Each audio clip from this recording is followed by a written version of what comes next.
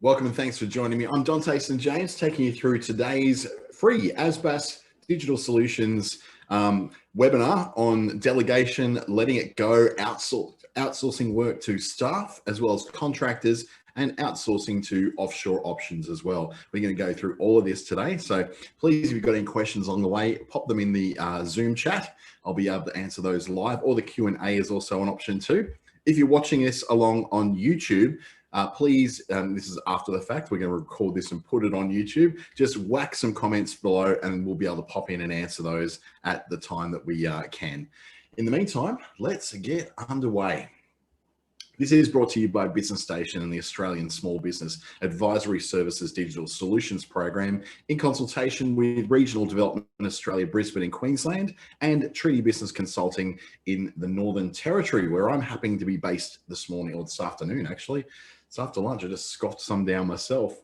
Here's a quote from Lee Kuan Yew, former Prime Minister of Singapore, saying, "If you deprive yourself of outsourcing and your competitors do not, you're just going to put yourself out of business pretty much." And this doesn't mean necessarily offshore outsourcing. It means to outsource things from yourself, just making sure that you don't try and handle everything in your business all on your own. As an example, I have a couple of businesses now, and all of my businesses, I outsource my bookkeeping to a bookkeeper. I outsource my accounts to an accountant. I outsource my copywriting to a copywriter. I outsource even my scheduling and my calendar to a virtual assistant who works in the same city as I do, but she doesn't actually live in an office with me right here. Otherwise, it'd be kind of weird because I like working from home. I don't know about you, but I really enjoy doing it. Let's move on. What we're going to look at today is why delegation is such an important thing in your business. We're going to look at when you need to delegate or possibly even outsource that piece of work altogether. We'll look at the difference between employment, contracting, and outsourcing for your business, as well as handling the workflow in general as we move across what you're doing in your business. A little bit of a background on me. I work with Treaty Business Consulting in the Northern Territory, as well as the NEIS, or New Enterprise Incentive Scheme, through the Australian Government, the ASBAS Digital Solutions Program that we are here on today. Work with Clickstarter, my own digital agency. I've been educated through the University of New South Wales and the Australian Institute of Marketing, as well as the Chartered Institute of Marketing in the UK. I did that one what they call it, remotely, because obviously I couldn't spend years in the UK studying. And I work very closely with Facebook's Boost with Facebook program as a lead trainer, digital marketing associate, and media planning professional. Also, I've got a little bit of work on from Google and their digital springboard program. Now, as we move into delegating, we want to know why it's so important, because let's face it, if you start up your business on your own, like I did, all my businesses are started on my own. One of them actually probably failed because of my failure to delegate effectively the work that was going out there. And when I say fail, it wasn't that it financially failed, it just failed to go anywhere, it failed to grow, because I couldn't seem to hand off that work I was doing to someone else to go and do that work for me. So what we had to do is eventually I've learned that delegating out to other people is massively important, because it frees me up to do the things that I do best that keep the business running. So adding people adds earning capacity, and this is based upon just maths. If your hourly rate is $150 per hour part-time, then you add in someone else who's a contractor at $80 per hour over a year, your capability of working goes up exponentially. So let's just look at you. You can work a certain amount of hours and do a certain amount of stuff, right? But once you add someone on, that exponentially gets larger. It's not that that person can necessarily do twice the amount of work as you. What it allows you to do is other work that helps bring more people into the business and get the workflow going more successfully. Now, the key here is, though, pay yourself more than you're going to be paying your staff, because this is where it becomes a little bit scary. Is if you're paying people the same rate that you're being paid at, then you're going to go out of business really fast. And you should really be paying yourself a certain amount. But the whole point of outsourcing or bringing in someone else as an employee or a contractor is because 77%, according to the Queensland Department of Employment, Small Business and Training, of small business owners suffer burnout in their first 3 years of business. It is such a critical time.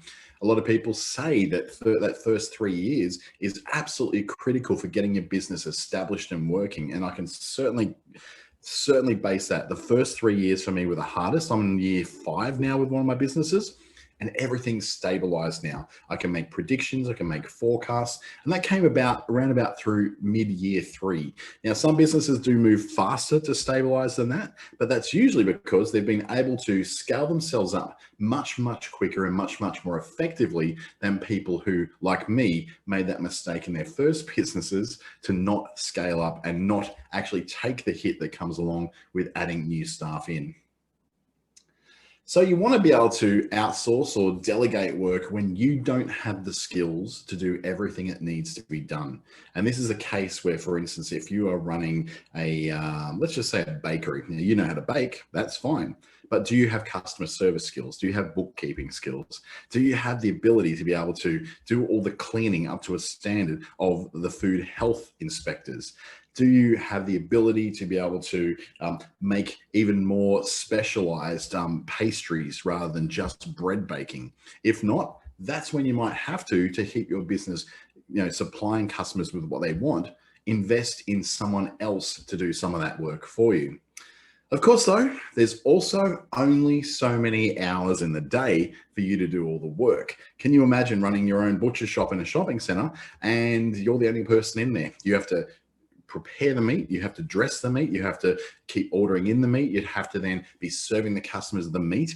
Everything you'd be doing all on your own. This is when there's only so many hours and so much capacity that you have to do. This is a lesson I still have to learn every single year that I'm in business, is the ability to be able to go, okay, no one does it quite as well as I do. And I don't trust anyone else to do it quite as well as I do.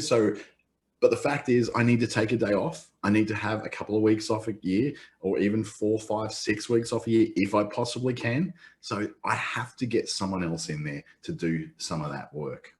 Don't want to burn out, do we?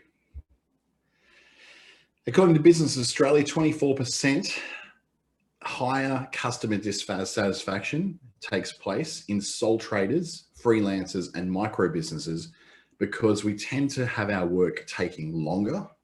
And sometimes we have a lack of ability to be contacted because we're trying so hard to get the work done. If you're working in a consultancy of some sort, or you're doing some kind of work from home thing, this is who I'm talking to.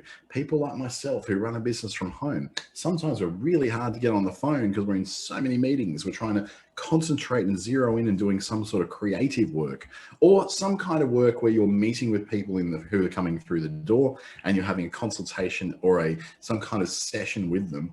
You can't answer the calls then. What we're finding though is because you're unable to do that unless you have some processes in place, or you're outsourcing your contact through to people, that you're getting that higher level of customer dissatisfaction because people simply can't get to you. And the work that you're trying to do, if it's not by the hour, if it's say project based, like building a website or writing an ebook for people, that's the sort of stuff which is then taking longer and longer and longer to do. So let's look at what that skills coverage matrix is. And by skills coverage, I mean, you're able to do everything that's in that yellow circle, right? So what you want to do is, when you add your first person, you want someone who can do quite a lot of the things you do, but not necessarily all of them. You need them to do some of the things you do. Let's just say about a third of the things you do, they're able to do, plus other stuff as well. So what it does is, it doesn't just give you someone else who can do a bunch of the stuff you do. This is someone who can take on different kinds of work. They can then, expand the offering in your business. Say, for instance, if you're running a consultancy where you're an agency, say for insurance, then if you've got an insurance agency and you run it mainly based on business insurance, this person could come in, has a little bit of knowledge about business insurance, but has a heck of a lot of knowledge about car insurance. You're then able to be a broker who can offer services not just in business insurance, but in car insurance as well. Once you add your second person, You've already had number one. They too will have a bit of overlap with what you do, and they'll have a bit of overlap with what your first person's had too. Then they'll bring in another world of skills that they've got. So again, your skills base in your business grows as you add those people on, because every single person is going to come with different skills, different capabilities, and different qualifications and experiences that allow them to add a bit more diversity to your business. Now, that diversity could be in the realm of skills. It also could be in the realm of languages. You wonder, right? If you speak only English, then you can add on someone who speaks Spanish, and then you add on someone who speaks Mandarin. You've now got a multilingual office, which allows you to more effectively serve people from 3 different major language groups. That would be exciting for me in my particular position, because then I'm able to have people who can work not only in English, but in Spanish and in Chinese as well. And as you can see, that grows on and on and on. So when do you need to delegate or outsource? It's when your production time takes too long. If you're trying to produce a whole lot of, let's just say something very contemporary, home handmade face masks. So these are ones which are made with triple layers. They've got all the stuff that helps you to keep those viruses at bay. Well, making those will take a long time if it's just you making them in your basement at home, or if you're making them on your little Janome sewing machine at home. You're then not able to produce that many. You can maybe produce, let's just say 10 a day at the tops, unless you're very, very quick at it and you can produce about 20. But let's say you've just had an order for 150 of those. If you can only produce 10 a day, it's going to take you 15 days of working solidly to make that many masks. When your production time, because of the limits that you have in the hours of the day and your ability to produce something quickly, takes too long for the customer, they will have a lack of satisfaction with you, and they'll either move on, cancel orders, or they're just never going to come back to you. Your customers, if you know your customer dissatisfaction is rising, that's when you got to bring someone in. When your reviews and ratings are showing a bit of a decrease in the goodwill, there's no satisfaction showing. This is something I happened to go through in 2018 when I knew that I could not keep up with the demand for what I was doing at the price I was doing it. So I had to do one of 3 things. I either shut down the business because I can't cope and I'm stressed out, or I put someone on who can help me to get that work done. Or the third option was to put my prices up so I could slow down the onslaught of people coming in to take control of this and take advantage of this offer. Now, I chose to do 2 things. Yes, I put my prices up, which slowed things down, and I added someone in so that I could have at least a good flow of customers coming in the door without having to do all the work myself. And this is also another place where you need to delegate or outsource your work, is where you can't compete unless you offer a broader product line. So for instance, like the insurance agency we're just talking about, if they can't compete with other brokers because they're only offering business insurance, yet other brokers are offering health, personal life insurance, business insurance, car insurance, home and contents insurance as a brokerage altogether, then you're going to have a struggle to compete against them because they offer a bigger range of products or a bigger range of services, or they consult on a far broader range of things. Another example would be, say, a digital marketing agency. If they only operate on Facebook and all they do is Facebook ads, then they're going to come up against the problem when someone says, hey, do you know how to build a website? Or, hey, do you know how to use LinkedIn? Or, hey, do you know how to get me to the #1 page on Google?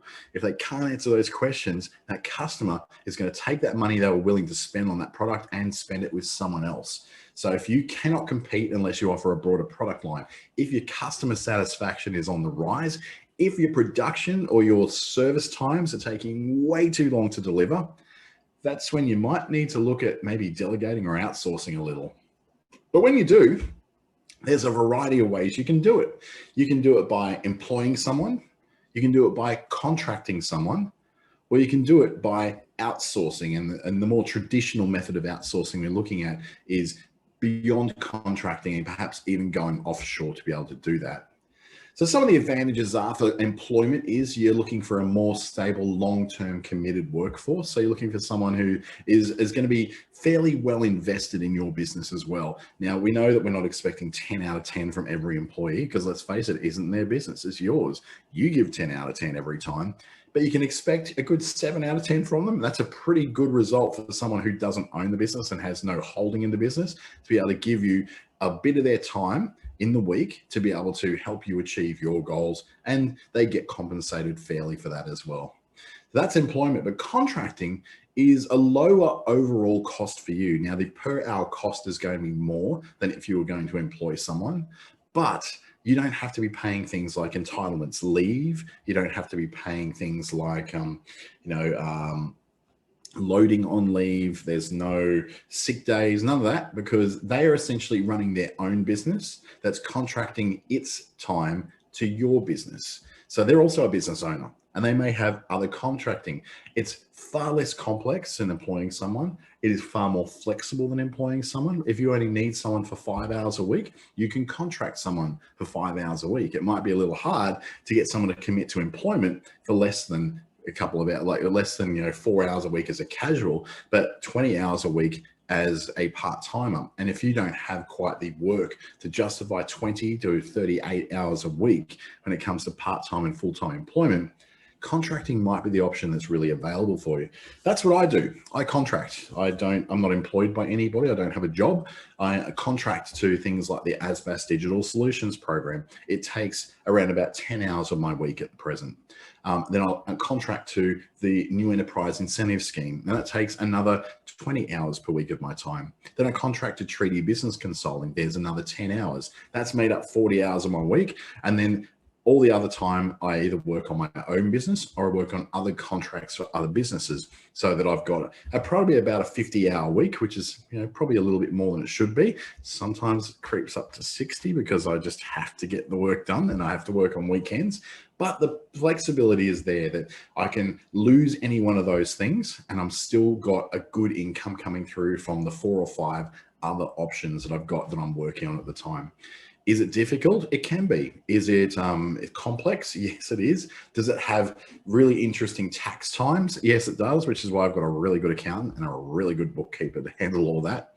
As someone who's going to employ people, I prefer to employ contractors because I don't have to do all that additional paperwork. Where the funny thing comes in though, if that person has got more than 80% of their income coming through as a contractor, they may be entitled to actually get some entitlements from there. So I usually just go, look, if the contracts are short term, work for me for 3 months or work for me for 6 months, but not for 12 months, because then that becomes pretty much full-time employment. And there's some repercussions with tax and with employment and industrial relations law that comes with it. When it comes to outsourcing though, this can be a much, much lower cost and much, much more flexible. I'm not currently using anybody offshore at the moment, but I have used people in the Philippines who I've been able to use on various projects in very, very flexible ways. I've had a full-time staff member who I use in the Philippines who I still occasionally will outsource some work to. But then I've also got a group of people that I deal with in the Philippines, Vietnam, and also in South Africa, who I may need certain work done through, and I will contract their company to do the work, and then they get the people together to do that work. Let's say, for instance, if I wanted to build a mobile app, I don't know how to do that.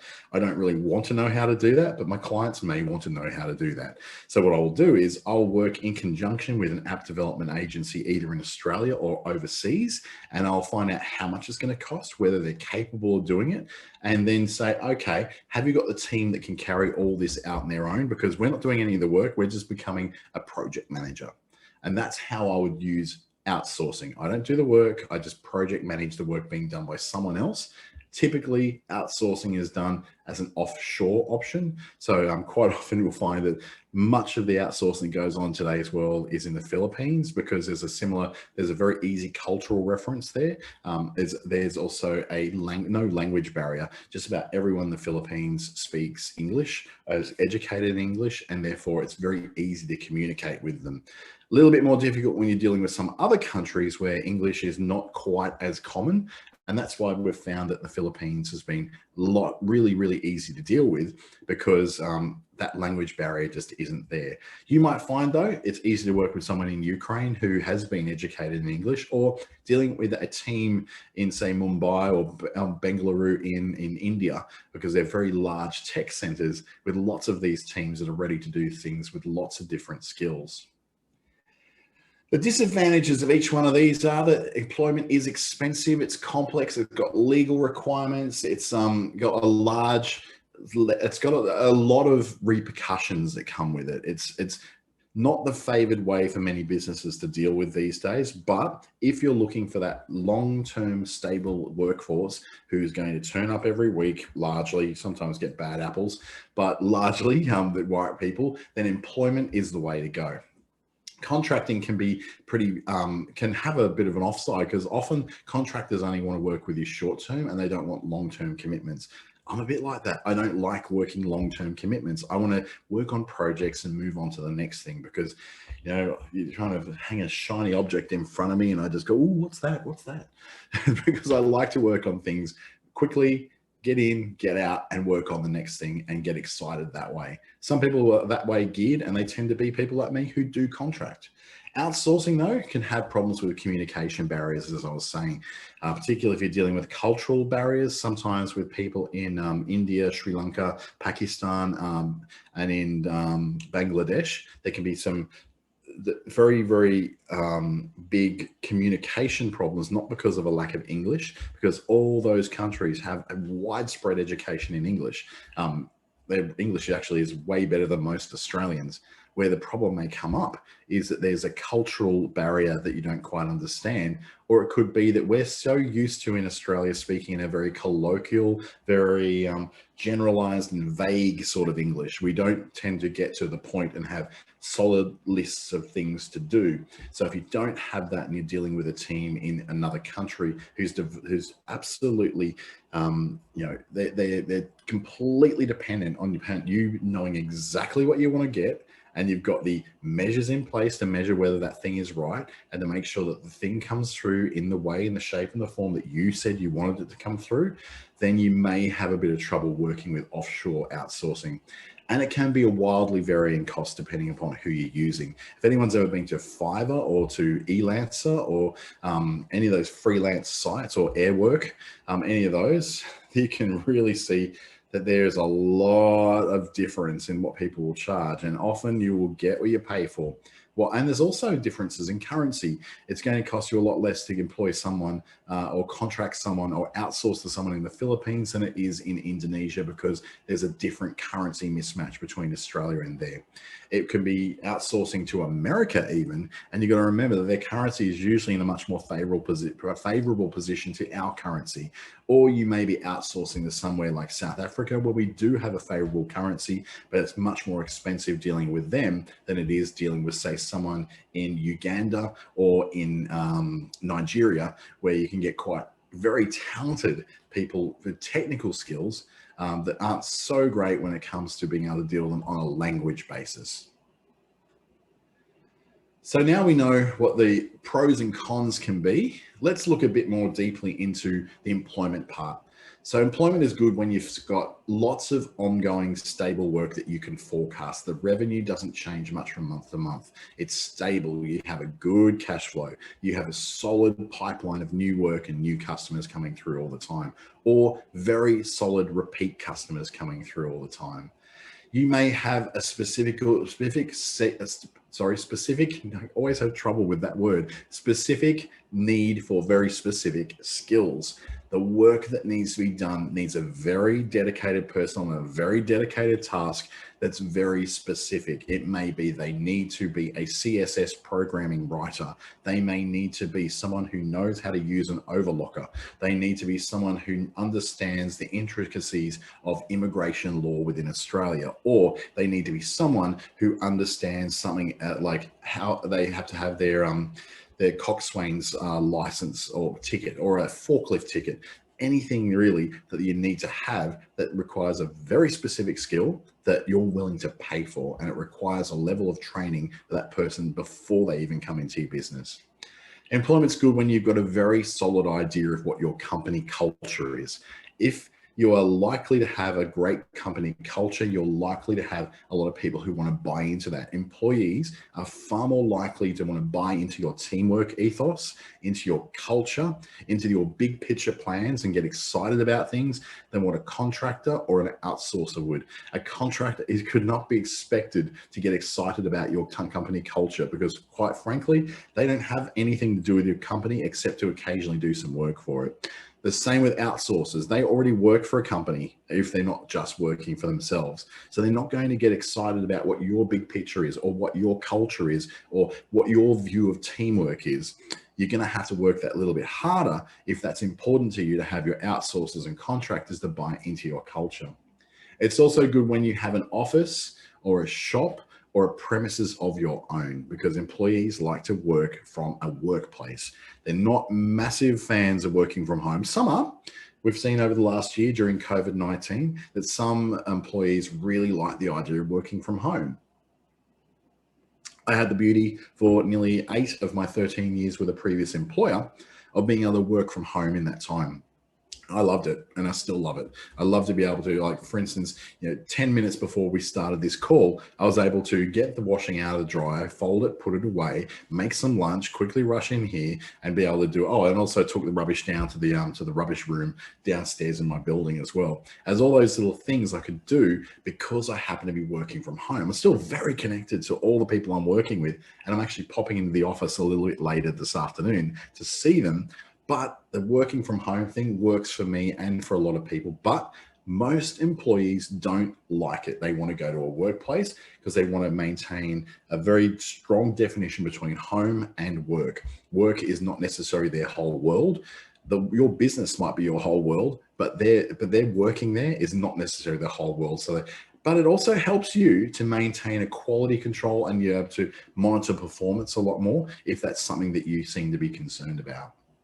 Contracting, though, is really good when you need a short-term skill just for a little while. You don't need that skill all the time. You just need it for a little while. Let's just say you're an ironing service and you want someone who's very, very good at ironing very delicate fabrics. You're not good at it. You don't know what to do, but you want someone who absolutely is.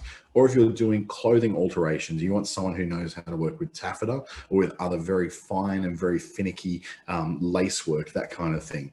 That's when you might need to get someone in for a very short-term specific skill because you've just got a contractor who just won a job, which means that you need to look after all these wedding dresses for a particular bridal boutique, and you're not able to do that work yourself. And that work's not going to last that long. It's only 3 months. That could be a great way of getting someone in. You contract them in just to do that work and then they move on. It could be also good when you are working on a project and that project has an end date. So it could be building a home. You don't necessarily want to be employing a whole team of people who are building homes when you only build homes for maybe 6 months of the year because the weather's inclement at different parts of the year. So you've got to make sure that you can do the right thing at the right time with the right people and know that you've got a limited amount of time to do that in. Having an end date makes it really good for you to be able to work on projects as a contractor. It's also good for when the skill is too expensive long term. So if you want that thing in to do with that project and to do that one piece of work, then you have to have someone who comes in and only have them for a short period of time because that skill's too expensive to be employing them for a long period of time or forever. If you get someone, and this is particularly important when it comes to people who work in something like marketing or someone who works in an area such as technical stuff, making websites, all that sort of thing. It's not cash effective for me to be hiring someone who is a Node.js developer for this one project I want to have, but bring them on full time to always do Node.js work. Because frankly, I only have that work maybe come in once a year for about 3 weeks. I don't want to then be paying that person to sit around and do nothing when generally a Node.js developer starts in Australia at around about $120,000 a year. I don't have that spare. I don't know if you do. That's what you would do. If the skill is too expensive to do over the long term, contracting someone in to do that would be the ideal place to do it. And it's also good when you want to test something out first. Now, you may have a view to bring on this new a chef or a pastry baker to come into your bar or your restaurant for a while, and you go, well, I don't know if this is going to work completely, so let me just contract them in for, let's say 6 weeks, 3 months, just to see if this thing works, if people really like this thing that I'm doing. If that's the case, employment's not good for you until you know that this thing's going to work. After 6 weeks or 3 months, and this thing's going gangbusters and everyone likes that, then you can negotiate to bring on that contractor full time, or you can, get a different person in to be that position full time if the contractor doesn't want to be a full time or even a part time employee. It gives you time to test the waters first and start them off as a contractor, and then maybe offer them full time. The last job I had worked the same way. I was a contractor for about 3 months. They liked what I did. They took me on for 1.5 years as a full-time employee. And eventually I didn't want to be an employee anymore. I wanted to run my own stuff and contract again. And there was no harm, no foul. It's just the flow of work these days comes in as contracts, comes in as full-time. You'll come in and out that with your employees as well. Sometimes they may prefer to be a contractor. Other times they may go, no, I want to go full-time because I need the holiday pay. And then finally, outsourcing is really good when a skill is way too expensive in Australia. And this is a sad fact that we do have some skills that are very, very expensive here. If you want to get someone who is a lead generator, that could be a skill that is very expensive in Australia because the average pay for an Australian worker is a lot of money, but it may not cost you as much if that person is, say, in another country where English is the first language, where they can generate leads by making cold phone calls, or perhaps you may want to have someone answer your phone who speaks English but doesn't necessarily live here in Australia. So you can then pay somebody who's a receptionist starting at about $40,000 a year, or you could pay someone in the Philippines starting at around about $9,000 a year. That's a massive difference and a big saving, and it's hard to say no to that, even though you'd like to be able to offer more jobs to Australians. But I look at it this way: when you're able to outsource those very, very specific things that are very, very overpriced and expensive, not overpriced, people need to earn a living wage, but when they're expensive things to do here, it makes sense that some things you're just going to have to do offshore. Sometimes that may be your bookkeeping. Offshore bookkeepers are excellent because they know the rules, they know the laws, and it's a very repetitive thing that doesn't cost you much to do.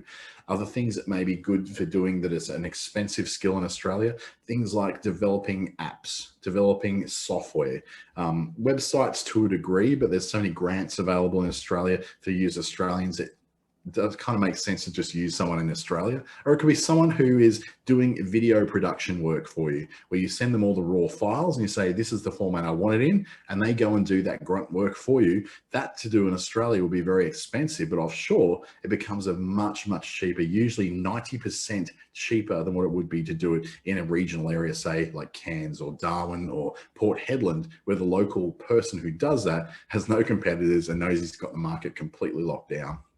It's also good when you need a variable workforce that needs to grow and shrink at various times. You can do this with contracting as well. If you're working in a hospitality place, that you can add people in and take them away as you need to. Outsourcing is particularly good for that when you've got a call center environment, or you've got an environment which needs people to, do follow-up calls, that kind of thing. When you don't need those people all year round, you just need them in, say, January through to March, then you can have that workforce just do that job just for that period of time. And it's going to cost you a lot less than what it would be to hire that many people to work for you for 3 months locally. Outsourcing also makes a remarkable lot of sense when you need coverage that's after hours. Now, this is really big in areas such as hospitality, hotels. Now, you don't necessarily have overnight staff which are answering phones in every hotel in Australia. Some of the smaller boutique hotels will actually hire someone offshore who can answer it during their business hours, which is on the other side of the world, that they can answer those overnight calls that are coming through, even dealing with the things that come up from guests inside the hotel. There's where I live in Darwin, there's probably about 4 different hotels or boutique B&B kind of places that operate this way. If you're going to call them, it actually usually goes to the offshore call provider, and they're able to answer it in the exact same way you would ever have with anything else. It's a really good experience if someone after hours doesn't get a message saying, call us again at 9 o'clock. And they're like, dude, I'm not going to call at 9 o'clock. The plumbing is broken in my room in your hotel. That's when you have a great customer experience by having someone answer that call overnight. It's not overnight for them. Remember, they're working in their hours over in another part of the world. So it actually works really well to have someone in that kind of situation. That's when outsourcing is of a lot of use for you. So I'm going to have a bit of a story here about a company I used to work with many years ago. We decided that it was time to outsource when the recruitment costs got too high for specific roles that we were doing. The cost for an employee was way too high to do it locally as well, and the tech skills didn't exist. Now, what this was is that we had a real problem with cultural fit. We had people who didn't really like to deal with anybody who wasn't speaking English the way they spoke English. And you can read between the lines there. There were some people who weren't particularly open to people from other places. And there was no experience in this company when it came with outsourcing offshore. They'd never done it before, and they always felt a little bit weird about it and felt like it was a bit of a forbidden land to go into because they'd always employ people full time. The outcome for this particular project, which was to develop streaming video and streaming music players for their radio stations, was that we needed to find a fine line that would work for everybody. So we outsourced the work to the US because it was too expensive to develop that within ourselves here. And there was already products that are being well developed in the US. So we outsourced that work to the US mostly. And we did some onshore outsourcing as well with some local providers or outside. This was a project that did not need us to employ a team of people to be able to do that work, because that work was only going to last for about 6 weeks to build it. After that, it was just maintenance. And then they could offer a maintenance package so we can get hold of them when we needed that help. But if we didn't have that approach and we tried to hire people, it would have become an unsustainable beast of a thing to have to pay for, and it just wouldn't have worked. They would have ended up sacking everyone in the end, and it wouldn't have become the success that it happens to have been right now.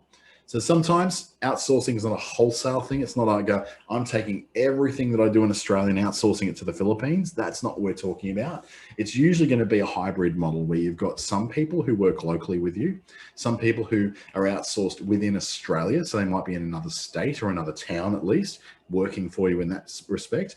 Or there's someone who works in a call center or some kind of group overseas in the Philippines, Vietnam, Indonesia, in South America, in South Africa, even in Europe or America, where they can have a good cultural fit with you. They can speak your language clearly and be understood clearly, but they are not someone who has to be right here in Australia with you at the time. Outsourcing does have a dirty word about it, I suppose, because we've all experienced bad examples of it when we call call centers where people haven't understood what we're saying and we're not understanding what they're saying, and they're kind of just reading blindly off a script and not really listening to what you're doing. Good training is a massive part of this, making sure you train your offshore people to do the things the way you would do it. The story of my own business, Clickstart, it was a lot of time to hire locally when, now this was not an outsourcing thing. This was me hiring my first full-time staff member, and it made sense to do it when I was trying to do it from outsourcing, but it took me too much time to interpret everything. It was too hard to manage people offshore. And I just went, you know what? I just want someone who I can just tell them once how to do something and then they go away. This is the case where this happened. It's where I needed a local person, for instance, to handle contact with clients. The clients weren't particularly open to having to call a call center. They wanted to be able to rock on up and have a meeting and be able to see someone who was right there in front of them and talk to them. There was also a problem that cost and superannuation complexity with problems, and it just seemed like this insurmountable barrier to me becoming an employer.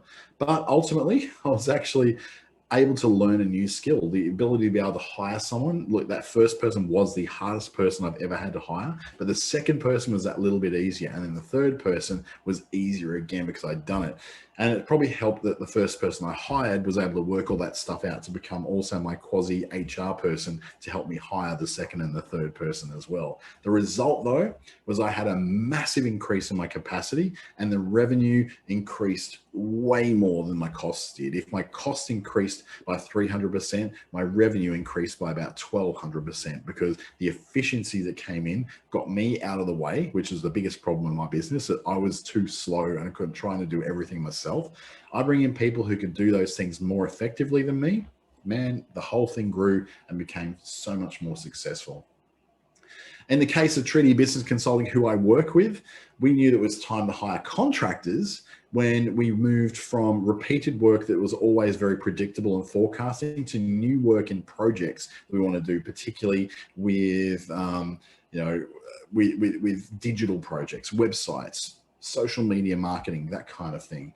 Now, there wasn't enough work coming in for that particular stuff in order for it to employ someone, to bring someone on full time, to be a web developer, to be a social media manager. But there was enough work for us to go, we do need to get someone in. So some of the problems were that there was a lot of initial training that would have to happen. There was a definite cultural fit that would have to happen there as well. And the other problem was too that that person who we want to get in there may not be available to us all the time. They will work on other things. As someone who does contract a treaty, I can tell you now that that's sometimes the case where I'm not available to them all the time to answer a call or to hop in a meeting because I'm working on other things, because I'm working for my business as well as their business. The outcomes were that we had a significant increase to our skills and capacities to form a whole new area of business. And it allowed some of our staff to stop being generalists and start to be very, very specialized in some of their roles. So someone became very much a workflow manager and was able to successfully manage projects going through. Someone was able to become another particular role that they said, well, I don't really like doing all these other things. I want to do this thing over there. So having contractors in allows us to have those people to specialize and do the things they were good at. And in most cases, do the things they love doing without doing all the stuff they didn't like doing. It makes for a much happier workforce, really. What you will need in place though, when you do start to outsource, hire people or add contractors, is some solid workflow systems. Now you can go from a smaller business having something free like Trello, which is a task management system. It's kind of like columns, almost like this page really, columns where you just go, okay, column one is to do, then there's the doing column, then there's the done column. And you move things from the to do column to the doing column as you're working on it, and from the doing column to the done column, to help you manage the work that's coming through and have a place to put the notes down for what's happening. Tied in with something like Google Calendar, which I still use this day to schedule everything I do. You can, as an employer or a contract holder of mine, go into my calendar anytime and see that when I'm available, when I'm not available. It's a very open thing to be able to do. If you get more sophisticated, you start moving into things like Asana and using Microsoft Outlook perhaps to manage your workflow of your business. You might get to the idea where Monday.com, which is an excellent system for managing workflow because you set it up pretty much to match what you do. And it's got a lot of templates for different kind of businesses. So you can match what happens and when, what the flow of work in and out of your business is going to be. And then using something like Workflow Max, working with your Xero system, can be a really successful way to get that workflow through, especially if you're working in quite complex managements of projects. And then the big kahuna at the end is Salesforce. So very big companies tend to have Salesforce, things like Southern Cross or Stereo Television Radio Network. You find that banks will have this. Quite often government agencies will even use Salesforce. It's probably the most sophisticated and the biggest, and they're a huge company of their own too, based in San Francisco, a massive company that's been able to very, very successfully tap into the need for businesses big and small to have a workflow system, so they understand that what happens is work comes in here and it goes to this person, and from that person it goes to that person. It's based on the Kanban system that was in use in the 1950s and 60s in Toyota in Japan. The American car manufacturers were struggling to work out problems with their workflow. What happened that Henry Ford set up what was called the production line and pretty much invented that. The problem is the production line wasn't actually very efficient because it wasn't sustainable. People got bored of doing the same thing and the same repetitive movements over and over again and getting injured. So what he found is he needed to use another more successful way of getting this work done. And the system called Kanban, coming from Toyota in Japan, was a way of much more simply and successfully keeping work flowing, moving through, but also keeping the flow of your employees moving through so they were able to change and work on different things. Not everyone was specialized into a role. They were specialized into 3 or 4 roles that they could be moved around quite easily to keep them engaged and interested. And that's how we get a lot of the workflow systems of today, like Trello and even Asana and Monday, all work pretty much on the Kanban flow of work coming in and coming out. So if you want to learn more about this kind of thing, especially when it comes to employment law, you can actually get free advice on this through Business Australia. Business Australia is like a combination of all the chambers of commerce, like the CCIQ, the Chamber of Commerce and Industry WA, and the Northern Territory Chamber of Commerce. It's a place where you can get employment industrial relations advice for members of different chambers of commerce.